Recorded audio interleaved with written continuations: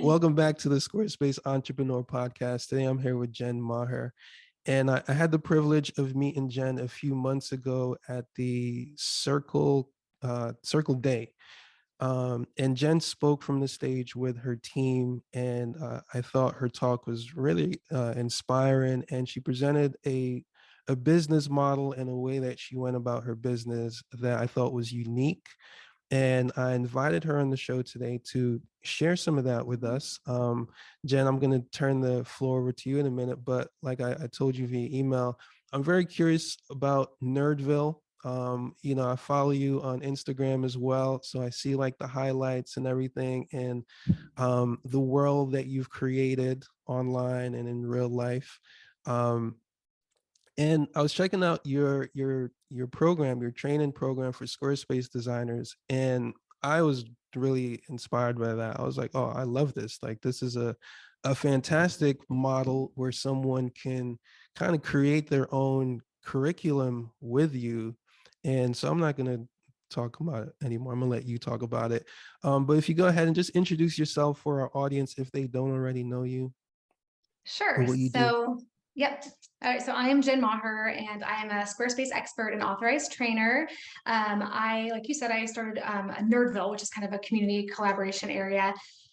It's more out of necessity, but also out of my passion for teaching. I was a kindergarten through eighth grade teacher, teaching computers and technology. Hmm. 12 years. So I love teaching. I'm like a big geek nerd, obviously. So Hmm. Yoda is kind of my my little inspiration master. So he always said, pass on what you have learned. And I think that's Hmm. kind of like my motivation. So I'm always thinking of ways that I can share my knowledge, whether it be with my clients or with the people that I brought on my team. But when I became an expert with the Squarespace marketplace, my business, obviously, everything kind of changed and grew kind of Hmm. rapidly. And I felt like I needed to change the way that I was doing business. And that's how Nerdville came to be. Okay. Okay. Now your Circle Day talk is coming back to me. Mhm. um, so when did Squarespace become a thing for you in terms of a business? Like when did you decide, okay, I'm gonna make Squarespace websites for clients? Um, so I dabbled I started my own business before I began teaching. I had started a nanny placement agency and created a website, just kind of playing around with it. And that was back Hmm. on Network Solutions, like forever ago. I'm not going to say how long ago because that dates me, but I really found that it was interesting, loved it. So then I was making websites the entire time that I was teaching and doing other things. I was kind of building websites for fun. Hmm. Um, as my daughter, who's now 22, was getting closer to graduating high school, I knew I wanted to find kind of a great way to have a life balance. Didn't want to I wanted to do something that I loved, but I wanted to have the freedom to pick up and Hmm. go other places or to even work around like family situations. So actually, I was exploring the idea of social media marketing and began working with a friend of mine who was a WordPress designer. He needed help in his office just doing QuickBooks. Hmm. I know nothing about QuickBooks, but I just taught myself very quickly so I could work in his office. And that's basically, as I started learning more about social media marketing, I found that most of my clients didn't have good websites. And how am I going to Hmm. market? Like, I can't push traffic to your website if it's horrible. So I Right. started working with WordPress. I didn't hate it. I shouldn't say that. It was just very difficult. I hated the fact that clients would come back and they didn't feel comfortable editing their own website. Right. And so someone presented Squarespace to me. And to be completely honest, this would have been back in like 2017, when I Hmm. first got on the platform, oh, I hated it so much. I called the client back that asked me to use Squarespace and I said, I'm not working with this. It's so clunky. Yeah. But then it got in my head and it was like a worm that maybe I'm like, I have to figure this out. And I Mm. hop back on. Once I got in there, then I fell in love with it. It made perfect sense. It just clicked. And so now I've only been building websites on that platform since then and started my business that way. So that visceral experience you had of like being introduced to the platform, hating it at first, or being like, and then falling in love with it. I'm sure that's what you've transferred to your clients is the ability to make that transition as well by sharing what you've learned. So when you were in the classroom, like were you teaching web design, or like how did you actually like incorporate that into your practice as a teacher? I taught everything. So just depending on the grade level, like, Mm-hmm. kindergartners, obviously we're just kind of introducing them to the world and internet safety and things like that. But our fourth graders, doing Excel. We did a lot with not Mac products because, we have iPads, but I felt like with computers, we wanted to keep it HP because they're a lot harder if you can learn to Mm-hmm. do things on a standard computer, it's a little bit easier. But we started, I think middle school, I started kind of introducing the idea of websites and how that's a great way to share information. We started building at that time, we were using Weebly because it's a great student tool. It's very Yeah. easy. And did a lot with, we just explore a lot more exploration, I guess. So stop motion, green screen technology, it really Mm-hmm. helped. I think a lot of those experiences also kind of help translate into website design now and kind of helping clients see outside the box and other designers see outside the box because there's so many other things that you can do to bring into website design. Right. Right. And I heard this saying, if you can explain it to an 8-year-old, then you're pretty good at explaining it. Yeah. And so I'm sure you've got a lot of experience with that. So like now fast forward to 2017, now Squarespace is a part of your business. Um, I think I first like found you online or saw you online in our Facebook group, maybe a Mhm. couple years after that. Like, so from 2017 to now, like what has been the business growth and trajectory for you? Yeah, because back in 2017, I was probably that I was. Well, I remember finding you right off the bat, when just getting your plugins and things like that too. So that's why it was so much fun to meet you at Circle Day because I was like, oh my gosh, we love you. But back in 2017, I feel like, and actually, I was still at that time doing a combination of social media marketing and I guess sort of just struggling to find my niche and kind of Right, doing anything and everything that clients needed me to do because I needed to make the money and right, needed to find a way to make my model work. I always encourage people not to panic too much in the beginning because I think that we learn sort of naturally as we're going what things we want to do and what we don't want to do, what we're good at, what we maybe could get a little bit better at, what mm-hmm, industries we want to work with. For me, I've also not put too much pressure on myself because I sort of kind of ebb and flow with what I enjoy doing. mm, So there may be times that I'm really focused on SEO and voice search optimization. Really want to pursue that, and then I might go back into my love of design for a while. yeah, Um, but I think in 2017, like I said, I was kind of more floundering. December of 2018, I guess it would have been in early 2018 is when they made me an authorized trainer. okay, So then I got to start training other designers. I would had some online courses, but also hosted a lot of on-site trainings here in okay, Utah. And that's where I got actually the first couple of people that I accidentally trained to become website designers. So I had mm, people building their own websites. They'd come for a day-long workshop and yeah, then fall in love with the platform also, and then say, "Hey, can I just? I think I'm going to start doing this as a side hobby." And they'd mm-hmm, kind of ask me questions or come in and sit with me while I was working. yeah, Um, December 2018 is when I became an expert and the marketplace opened up. And that's when all of a sudden I thought, gosh, I have an opportunity to mm-hmm, pass on the knowledge that I have learned and build a team underneath me and hopefully, not only make my life better, but make some other individuals' lives better too. So yeah. Wow, awesome. Shout out to Squarespace. The does the authorized trainer program still exist? I don't think it does, right? But you not still got the really. badge. You still got the badge. I got the badge. I'm never getting rid of that. I always tell Yeah. them like, this is mine. I get to keep it. Yeah. But shout out to Squarespace because like I remember years ago when I first got listed and before the marketplace, there was just a directory, right? Mhm. And I remember when the day I got that email, it was like, yes, like this is the beginning of a new era. And so like I know sometimes the team gets a lot of critique or whatever over there. But like I think that's why I have a directory now, because sometimes just being listed in a directory can change the trajectory of your business, because now it gives you access to an audience in the market that you wouldn't have had otherwise. And so getting plugged in as an expert and being in the marketplace, I think the fact that you took that, like, okay, this is like, I got to make the best of this. And the best way to do that is to teach what I've learned. Um, I've got an 8-year-old right now, which is why I brought up the 8-year-old thing. And the thing, I homeschool him, right? So the thing that I'm mindful of, or one of the things that I try to impart is like learning how to learn.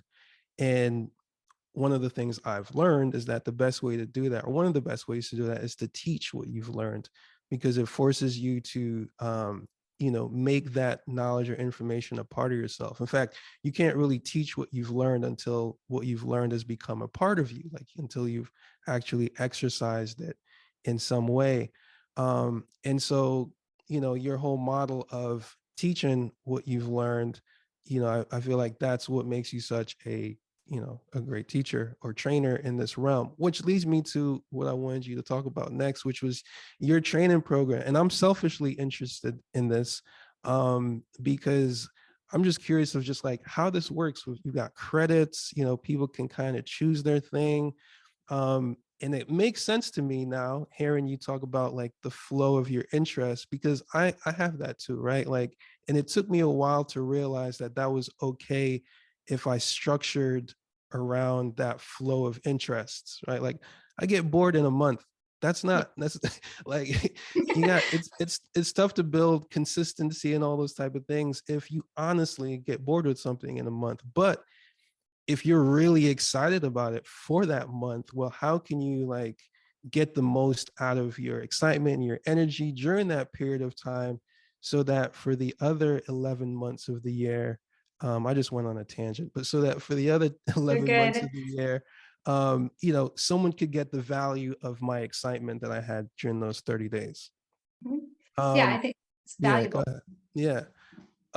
So I've recently like realized, okay, that's okay. And now I have kind of like a carousel in my like content mental model. It's like, you know turns out that every fall I like to like, get into my SEO bag. I'm just making that up. Mhm. It's usually Yeah, not fall, but whatever.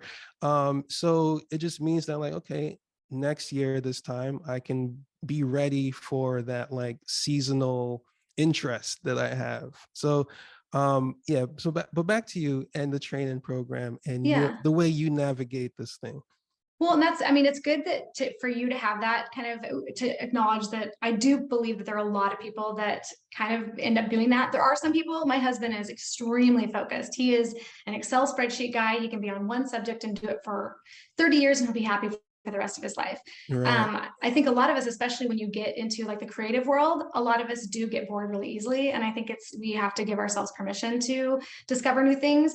I personally don't ever want to stop learning. Like Mm-hmm. I am a Squarespace expert, but I really don't ever, I feel like I'm never going to be an expert in anything. I mean, I always kind of strive, especially in this industry, I feel like there's always something new to learn, which Mm-hmm. also plays into my course because originally I was doing, so my local course that's how I started with. I've got 9 people that have gone through my course. That one was a little bit easier because I can customize it. When I did my online courses, it Mm-hmm. was really difficult to keep up with because things are changing so much in our industry. So I Right. feel like I was constantly having to go in and change my videos or change the links that I was using. So for me, the whole imposter syndrome thing then comes in because you're looking at all of these other people that do have the time to maintain the courses and Mm-hmm. the update things. That doesn't work well with my life or, even with my style, I guess. So Mm-hmm. I had to find a way to adapt it to fit my needs. And that meant that I was going to start turning my local model into my online model as well. Right. So as a teacher and as a parent, obviously you understand this too, that I think everyone learns differently. Yep. So I've had different people, Drea, she's gone through my designer training program. You see her we kind of team up a lot.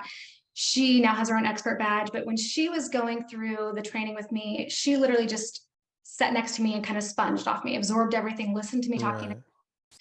Whereas other like Noah that's on my team, he needed to I would send him a video if he had a question about something, and he preferred to kind of do it on his own a little bit. Mm-hmm. Didn't like doing the coaching calls in front of me, but he would have me on my phone so that I could answer questions back really quickly if I needed to. Mm-hmm. So you kind of learn that everyone has their own learning style, and I tried to adapt to that. The online model that I chose is basically built around that. So now I've been doing custom work. So the most recent one that I've done, I've got someone right now named Ijama who Mm-hmm. specializes and Etsy websites. She and I have been doing very personalized. It's just, we hop on Zooms together every week. There was no plan in the beginning. There was Right. a lot of brainstorming, and then, okay, now let's start planning exactly what you need day by day to get us through this until you're where you're at. The course thing kind of came about because I have a passion for education, people that don't necessarily can't afford to go to college, Okay. that can't, I guess, educationally, like, aren't fit for college. So they're not going to Right. be the person that goes into class every day. And it made me start thinking about these type of programs. Like, Squarespace has enhanced my life so much. My Mm-hmm. daughter's a Squarespace designer now, and she did go to college for a few years, but it just wasn't her fit. So I Right. started thinking about this would be a great way to kind of introduce this as Yeah. an alternative, I guess.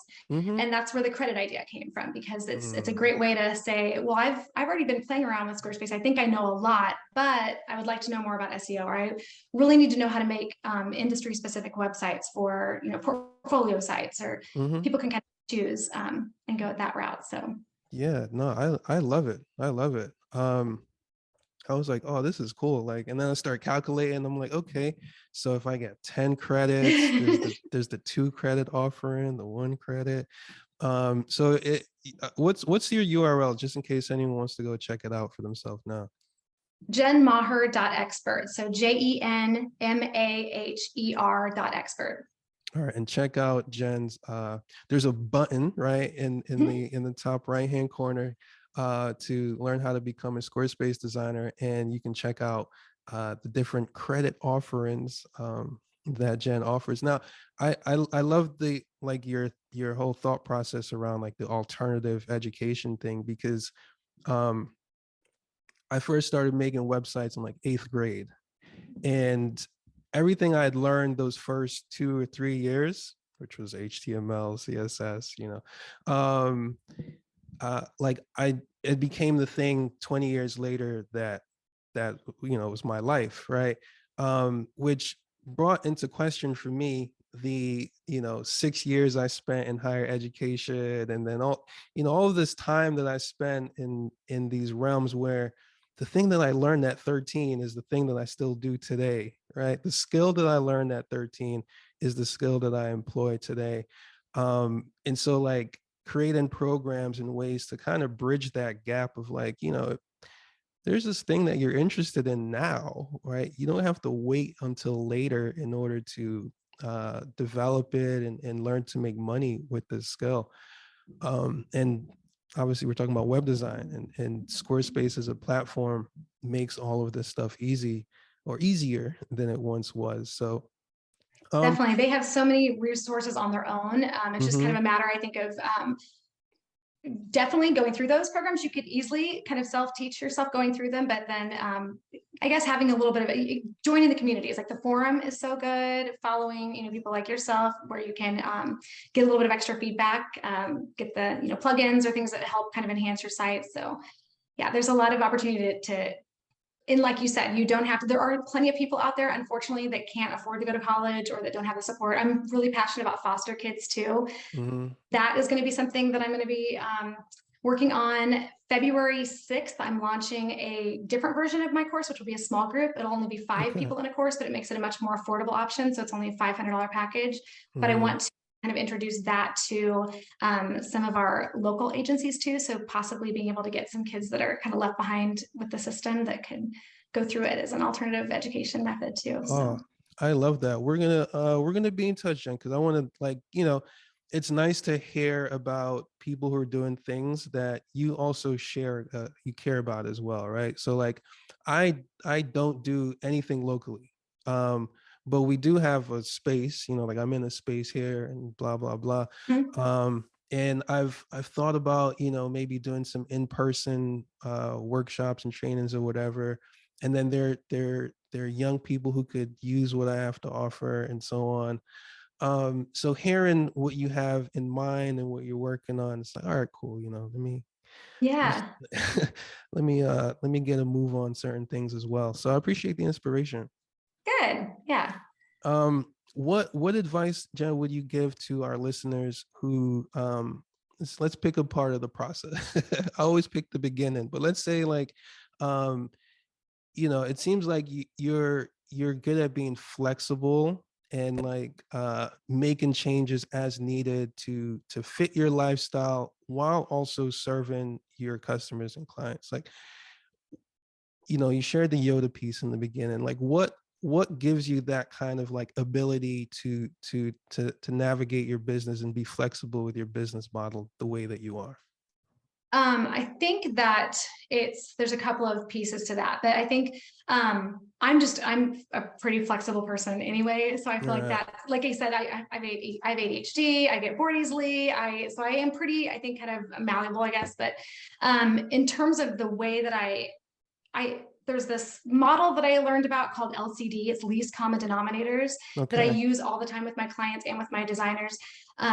It goes back to BNI. I don't know if you've ever heard of that. It's a networking, business networking group, and they kind of go against the idea of you have your standard elevator pitch. And Okay. everyone, when you're starting a business, is told to have an elevator pitch.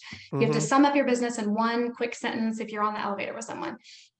This kind of goes the opposite. So it's being very specific. And it comes from, in this networking group, you would have to stand up and say, every week, hi, I'm Jen Maher. I'm a website designer. Please send website, people to me. They kind of taught, be very specific, because if you can articulate what you actually want and need, then Mm-hmm. you're more likely to get referrals. So it was basically me standing up instead saying, hi, I'm Jen Maher. I'm a Squarespace website designer. This week, I'm looking for someone in the pet industry. I would love to build a website Ooh. around a veterinarian's office or a groomer. Then it gets people's brains going, ooh, I know a groomer and they need a website. So that's kind of where it started from. The way I use it now with my own business and with my clients and designers is we basically take a piece of paper, fold it in threes, have a who, what, and then like the what else. The who breaks down absolutely every person that I can help. And it really Okay. involves me kind of diving deep into what I do and what I'm passionate about. Mm-hmm. Um, every single person, whether it's a single mom that's trying to start a side gig, or someone that wants to leave the corporate industry, or it's a person that's struggling to build their own website or whatever. The Mm-hmm. what breaks down all of the actual services that we do, and then the what else Right. is at a personal level. But that helps me look at and evaluate, first of all, if I am feeling like something's getting kind of stale, what direction I can kind of move into, and like, who else can I help now, or what else can I focus on? Helps me get more in touch with what I really love doing, maybe Right. what I don't love doing as much, because those are the things that I can now pass on to someone else. So in Mm-hmm. my community, whether it's one of my designers or if it's someone that I'm meeting, then I can say, hey, like my Etsy designer that's going through, I really don't enjoy doing commerce sites. So she is Mm-hmm. now going to get every commerce site referral from Yeah. now on. So you kind of start understanding what things you don't want to do any longer, or like it kind of helps you, I guess, find new places to be passionate and new skills to develop, I guess. So Yeah, I love that. That makes perfect sense to me. Because what you're doing essentially is like you're following your bliss. That's what you just articulated to me. mhm. And you're constantly reevaluating that. Like, is this like making me happy? Am I excited to do this? And in that process, you're creating connections and you're establishing a network and you're partnering with people who, if you now happen to move on from that thing, you're still plugged in to what you already did, right? So like you Right. can make referrals and so on and so forth, which I think is a fantastic way to navigate. I'm glad I asked that question because that was a great answer. Good. Yay. Good. Of how to navigate your business when you have ADHD and or you're multi potentialite. Is it multi potentialite? We're making that a word. That's Okay, yeah. cool, whatever. um, but yeah, I mean, I was on a call before this, and that was kind of what I was speaking to, is kind of that um, giving yourself permission to, like, you can't get around getting specific in terms of marketing, right? Like, the more specific your bet, the better. But realizing that, like, you don't have to be like locked into anything. Like, you have to lock in, right? Accomplish your mission, hit the target, but then you can also like, okay, what next? And so having a way for yourself to like get the most value out of your interests while you have them. Oh, I said that again. Yeah. I No, but think, that's yeah. yeah, I got to come back to that idea because I think it's useful for folks who are going through this kind of thing, and because a lot of the messaging you get sometimes is that like if you're not doing this consistently, or if you're not doing this whatever, then and you can feel really defeated when it's like, oh, but I can't, no matter what I try, I'm unable to. But knowing that there are other ways and there are other approaches to this is useful. It is, it's hard. And I think especially when I brought up the imposter syndrome thing, and I know that's such a buzzword right now, but I think it's because it affects so many people. And I think we all are constantly, looking at other people's social media or looking at their websites and kind of Hmm. comparing. And it does make you, I think we're kind of taught that you have to focus on one thing and get really, really good at it. And, Hmm. maybe share your knowledge about that. But I think that for me, I had to sort of give myself permission to say, okay, I love dabbling in all of these things. And I'm going to learn as much as I can about all of these things and then help other people get to them. But it's okay if I'm a little chaotic, and it's okay if I'm a little bit messy, because there are That's you. enough people out there. Yeah. And Hmm. and if I even have it on my website when it says who is Jen Maher, there's a piece that says like Jen is pretty laid back. And if you're looking for polished and perfect, she can refer you to other people, but I'm probably Yeah. always a little more relaxed. And Apparently that's I okay. apparently I don't need to say that, but I'm gonna say that too. Yeah. Omari's laid back, right? Yeah. So if you're expecting something else, you're not gonna get it. And I was thinking about imposter syndrome recently, like because like you said, something it's going around. Yeah. And in my opinion, like if you feel like you're being an imposter, it's because you're being an imposter. Like that's it. Mhm. And you have to think, okay, why am I being an imposter? Well, maybe at some point in time I got this message that I have to fake it till I make it. Or maybe it's because I'm trying to be what I see other people are being, and I obviously can't be that because I'm not that. And so Yeah, I not think being that, authentic. yeah, and so I think the ultimate cure, if I could say there's an ultimate cure to imposter syndrome, is being okay with you, and realizing that where you are now is okay and it's also enough. Because a lot of times when it comes to like measuring yourself up, like you can't. It's just you're not going to measure, and it's almost like a thought process that sets you up for defeat, right? Is trying to compare yourself to others because you are bound to find your own flaws, and you're bound to see you're bound to just see the what you Mhm. even imagine to be the positive of what other people are doing, right? Like when the first time I made a website for my business, like I found like the biggest web design agency that I was familiar with, and I was like, okay, I got to do what they're doing because obviously like and it Yeah, didn't they're work for killing me. it. Yeah, it didn't work for me. Like, it and it was because like it just doesn't make sense. Like how can a single one individual, right, try to like mirror the success of an Big agency of corporation. Yeah. yeah, like it just but as soon as I got to my least common dominator, least common denominator, which were people who were just like me, had struggled with the problems that I had struggled with Squarespace. That's when I was able to see like the expansion and the growth.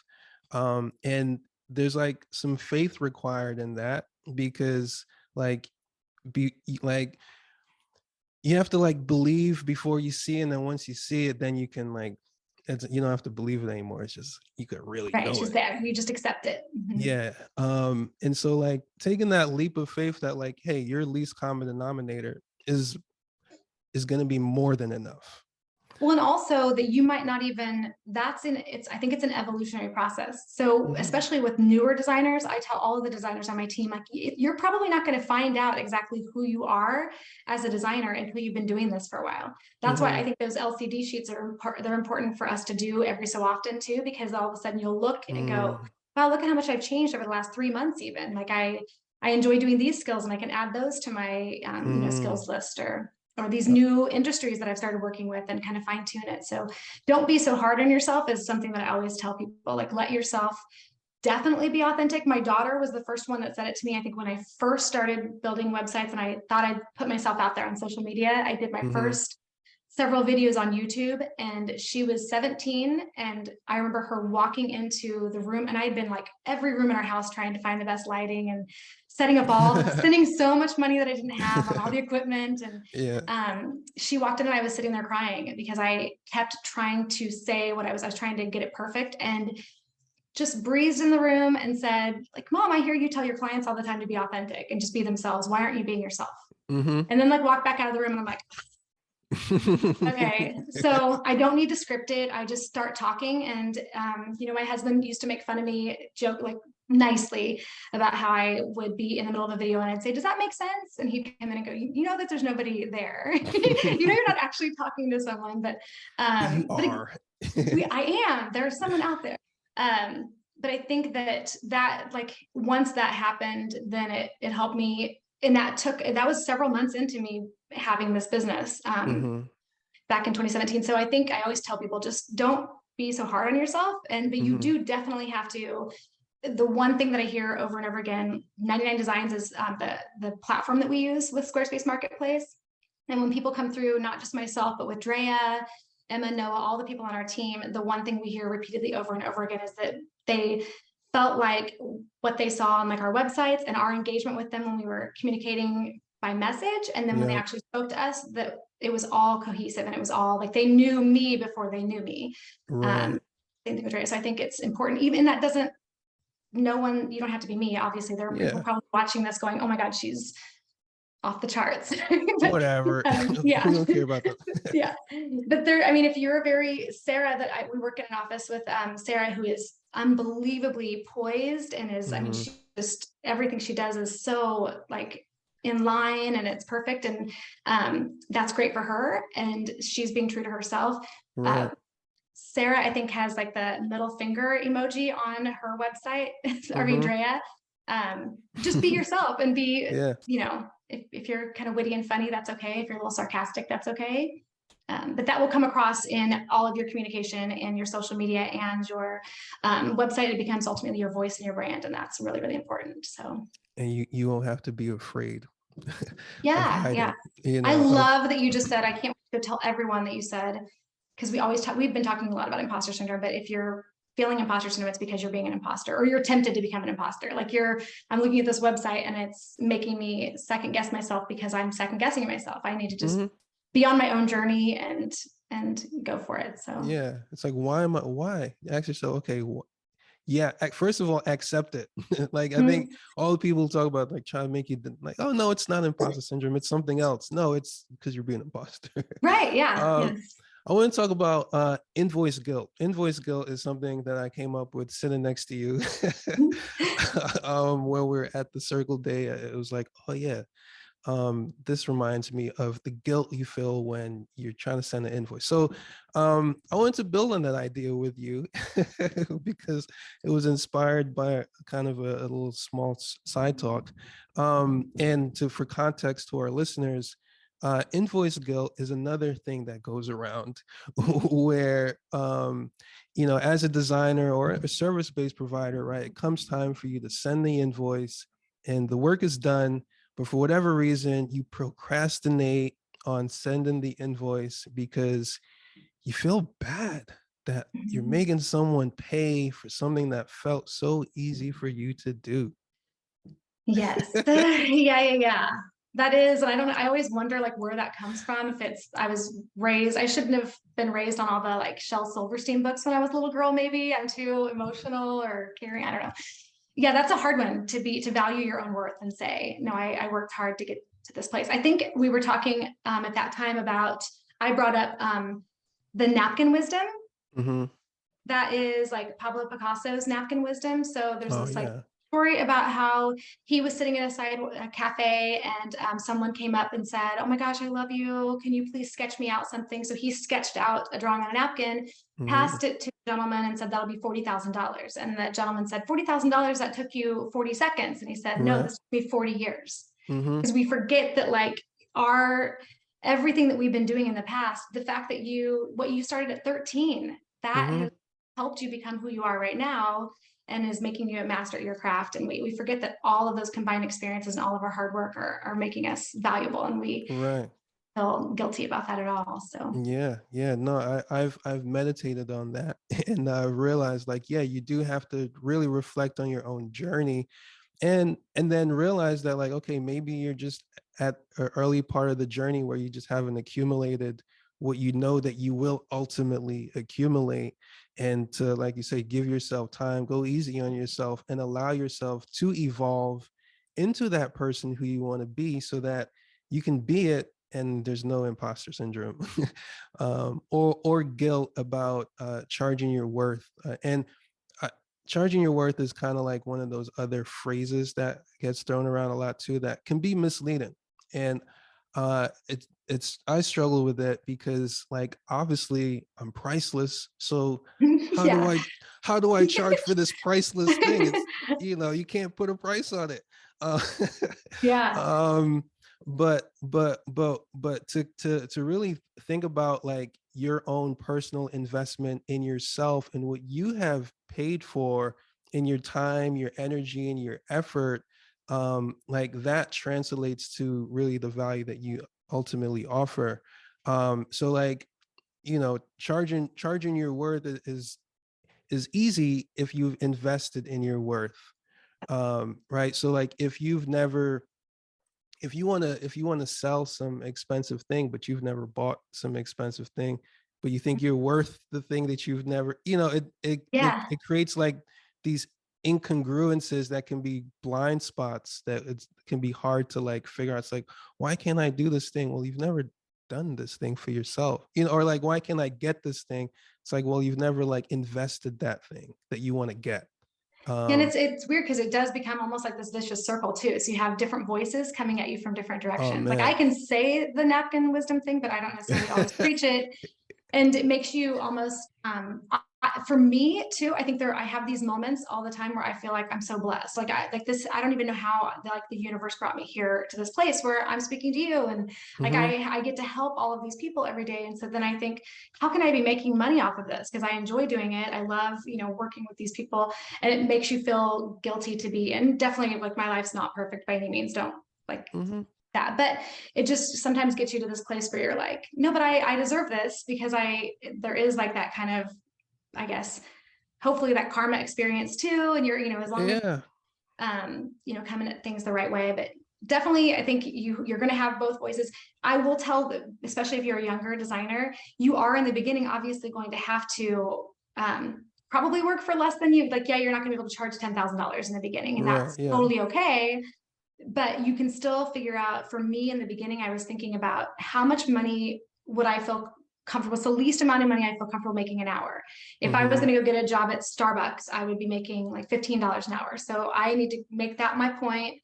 Hmm. Uh, that minus taxes, whatever, to get myself to that place, and then realize, hey, this is not a bad gig. If I'm in the beginning, honestly, I was charging like $250 to get a website done, but Hmm. it was making me work faster, and I never made less than like $25 an hour. Right. So to me, I was thinking it's still valuable, and then I could kind of slowly get that Yeah. up. But I think another thing we talked about was the guilt with invoice guilt. This is just mind blowing to me how a lot of us struggle with not wanting to work as quickly. Like, I don't want my Right. clients to know Right. how fast I work, because I think that there's this, I see other designers all the time that will say, do you want a website fast, or do you want a website that's beautiful and powerful and functional? And I do think that with Squarespace, we can have both. So Hmm. if you get really, really good at your craft, you can kind of turn out websites a little bit more quickly, or whatever the project might be, SEO or what have you. Um, we have always felt a lot of guilt. Like, maybe I'm really excited about a website, and I might sit and go into like full on focus mode and get it Hmm. done in 2 days because I'm so excited about it. But then I don't want to tell the client that I'm pretty much done with their website, because I feel like, how can I charge you that much money when I pretty much got it all done? But we were talking about like hairstylists. So I go Yeah. stylists. You can pay if someone's quick and they're doing an amazing job, and the faster they are, the more I'm going to pay them, because I Hmm. want to get in and out of their office quickly. So I don't know why we Right. don't think about that with women. So Yeah. something Yeah. to keep in mind. Yeah. Value in, like, there's a value for speed as well, right? And so in one world, uh if something is difficult, we imagine it takes a long time, but it's like reshifting our perspective on that kind of value. I almost didn't, like, the reason it took me from 13 to like 27 or 28 to like get into the web design business, so to speak, was because like I remember thinking like, if I can do this myself, why would someone like why would someone pay me? Like, and so it's really, we have to remember that like there's a big world, big wide world, and that you are the like perfect uh inverse of someone else's like desire and needs and problems and so on.